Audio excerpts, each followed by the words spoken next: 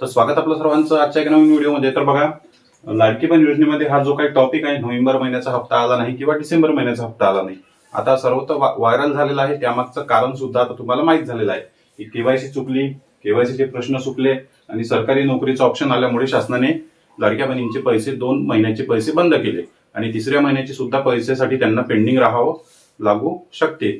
पण लाडक्या बहिणी सतत जे आहे ते कमेंटमध्ये प्रश्न विचारत आहे, कारण तुमच्या सर्वांच्या कमेंट येत असतात आणि कमेंटचा रिप्लाय जरी मी दिला नाही तरी तुमच्या सर्वांचे कमेंट मी वाचलेले आहे, सर्वांच्या कमेंट वाचलेले आहे। कोणी म्हटलं आहे की नोव्हेंबर महिन्याचा हप्ता आला नाही, डिसेंबर महिन्याचा सुद्धा हप्ता आला नाही, कोणी सांगितलं की नोव्हेंबरचा हप्ता आला पण डिसेंबरचा आला नाही। आता कोणाला दोन्ही हप्ते आले नाही किंवा कोणाला नोव्हेंबरचा आला होता तर डिसेंबरचा आलेला नाही, तर समोरचे पैसे मिळणार की नाही त्यासाठी नेमकं काय करावं लागेल, तुमच्या सर्वांच्या खूप जास्त कमेंट यावर येत आहे। तर बघा, आता तुम्हाला काय करावं लागेल हा प्रश्न थोडा अवघड आहे, कारण तुम्हाला जर माहित करून घ्यायचं असेल की कोणत्या कारणामुळे, या दोन पैकी कोणत्या कारणामुळे तुम्हाला तुमचे पैसे बंद झाले, ते जर तुम्हाला माहित करायचं असेल तर तुम्हाला जावं लागेल महिला व बाल विकास विभाग कार्यालय तुमच्या जिल्ह्याच्या ठिकाणी। त्या ठिकाणी तुम्हाला माहिती देतील की तुमचे केवायसी चुकले आहे किंवा तुम्हाला काही सरकारी नोकरीचं ऑप्शन आला आहे का, त्यामुळे तुमचे केवायसी म्हणजे पैसे बंद झाले। तिथे तुमची काहीच मदत होणार नाही किंवा तिथे जाऊन तुमचे पैसे सुरू होणार नाही, फक्त तुम्हाला माहित होईल की कशामुळे नेमके पैसे बंद झाले, चुकी झाली की ऑप्शन आलं।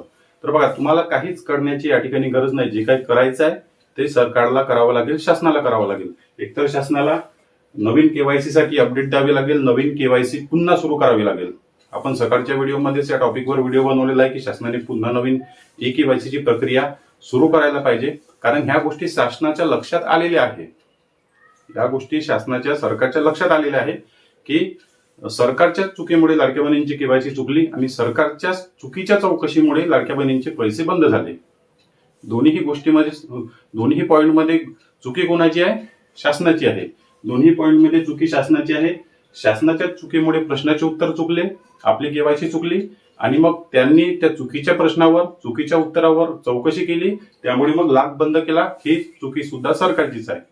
त्यांनीच पहिले प्रश्न दुसरे प्रश्न बदलवले, मग पहिले प्रश्न बरोबर होते तर मग दुसरे प्रश्न दुसऱ्या केवायसी मध्ये प्रश्न बदलवण्याची गरज नव्हती।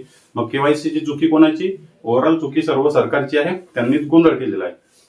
तर आता जे काही शासनाने या ठिकाणी गोंधळ करून ठेवलेला आहे तर त्यासाठी सरकारलाच पाऊल उचलावं लागेल। एकतर त्यांना काय करावं लागेल की लाडक्या बहिणींची ई केवायसी दुरुस्ती करण्यासाठी किंवा नवीन केवायसी पुन्हा करण्यासाठी पुन्हा केवायसी सरकारला सुरू करावी लागेल, पुन्हा वेबसाईटवर लिंक द्यावी लागेल, पुन्हा ई केवायसी शासनाला सुरू करावी लागेल। त्यानंतर लाडक्या बहिणी योग्य पर्याय निवडून अचूक केवायसी करेल आणि त्यानंतर शासनाकडून चौकशी केली जाईल, मग त्या बहिणींना पात्र करायचं की अपात्र करायचं। या जर शासनाने केवायसी करण्यासाठी जर ऑप्शन दिलं, नवीन केवायसी साठी जर शासनाने तारीख दिली तर शासनाला विनंती एकच राहणार आहे की या ठिकाणी ओटीपीची गरज ठेवू नका।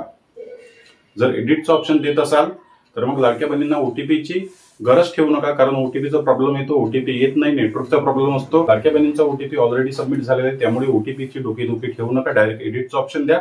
आधार क्रमांक आम्ही टाकतो, त्यानंतर पर्याय निवडून प्रश्नांची उत्तरं देऊन तुमची केवायसी पूर्ण करतो। अशा प्रकारे शासनाने दुरुस्तीचं ऑप्शन द्यायला पाहिजे। पुन्हा जर केवायसीचं ऑप्शन दिलं तर पुन्हा मग लाडक्या बहिणीचा ओटीपी, त्यांच्या पती वडिलांचा ओटीपी, त्यामध्ये पुन्हा लाडक्या बहिणींचा टाइम वेस्ट होईल आणि मग शेवटपर्यंत सुद्धा लाडक्या बहिणींची केवायसी होणार नाही। कमीत कमी 1 महिन्याचा कालावधी तरी आता शासनाने लाडक्या बहिणींसाठी ई केवायसी पूर्ण करण्यासाठी दिला पाहिजे। त्यानंतर दुसरं शासनाला करावं लागेल की जे काही लाडक्या बहिणींनी ऑलरेडी ई केवायसी करून ठेवलेली आहे, ऑलरेडी ज्यांची केवायसी झाली, मग शासनाला ज्या केवायसी रिजेक्ट केल्या त्या बहिणींची केवायसीची पुन्हा चौकशी करणे, लाडक्या बहिणींच्या केवायसीची पुन्हा चौकशी शासनाला करावी लागेल। मग त्यामधून यादी वेगळी निघेल, त्यामध्ये छाननी होईल की कोणत्या बहिणी पात्र आहे, कोणत्या बहिणी अपात्र आहे। पती वडिलांचा आधार क्रमांक आपण दिला, ही सर्व माहिती मी तुम्हाला सकाळच्या व्हिडिओमध्ये सांगितलेली आहे। पती वडिलांचा आधार क्रमांक वगैरे दिला, मग पती वडिलांच्या आधार क्रमांकावरून चौकशी झाल्यानंतर कोणत्या बहिणींच्या कुटुंबात सरकारी नोकरी आहे, 4 चाकी कार आहे, उत्पन्न आहे, ITR भरतात, या सर्व बाबी लक्षात येतील। त्यापैकी त्या बहिणी अपात्र होतील, ज्या बहिणींच्या घरी काहीच नाही आहे त्या बहिणी पात्र होतील। तर बघा, तुम्हाला तुमच्या प्रश्नाचं सोपं उत्तर मिळालं असेल। भरपूर अशा प्रकारच्या कमेंट येत होते, आम्हाला काय करावं लागेल, तुम्हाला काहीच करण्याची गरज नाही। जे काही 2 निर्णय यापैकी कोणता तरी एक निर्णय शासन 100% घेणार। एवढ्या लाखोंच्या संख्येमध्ये लाडक्या बहिणींचे अर्ज अपात्र करून ठेवू शकत नाही, ही गोष्ट शासनाची चुकी शासनाच्या लक्षात आलेली आहे, त्यामुळे शासनाकडून काहीतरी नक्कीच अपडेट देण्यात येईल. एकतर शासनाला नवीन केवायसी द्यावी लागेल किंवा एडिट दुरुस्ती ऑप्शन द्यावं लागेल आणि किंवा मग त्यांना केवायसी ची चौकशी पुन्हा करावी लागेल, पुन्हा खोल लाडक्या बहिणींची चौकशी करून त्यांना लाभ सुरू करावा लागेल. या दोन्ही गोष्टीवर काम झाल्यानंतर एकतर केवायसी किंवा मग पुन्हा चौकशी या दोन्ही गोष्टीवर काम झाल्यानंतर शासनाकडून यादी काढली जाईल पात्र बहिणींची. त्यानंतर त्या बहिणींच्या खात्यामध्ये पुढच्या हप्त्यामध्ये म्हणजे किंवा जानेवारी किंवा फेब्रुवारी महिन्यात सुद्धा वाटपामध्ये विलंब होऊ शकतो. पण म्हणजे 99% बहिणी पात्र निघूनच यामधून त्यांचा लाभ सुरू होणार आहे. तुम्हाला बिलकुल काळजी करण्याची या ठिकाणी गरज नाही. या व्यतिरिक्त आणखी काही प्रश्न असतील तर कमेंट बॉक्समध्ये नक्की विचारा. चॅनलवर नवीन असाल तर व्हिडिओला लाईक आणि चॅनलला सबस्क्राईब नक्की करा. भेटूया नेक्स्ट व्हिडिओमध्ये. धन्यवाद.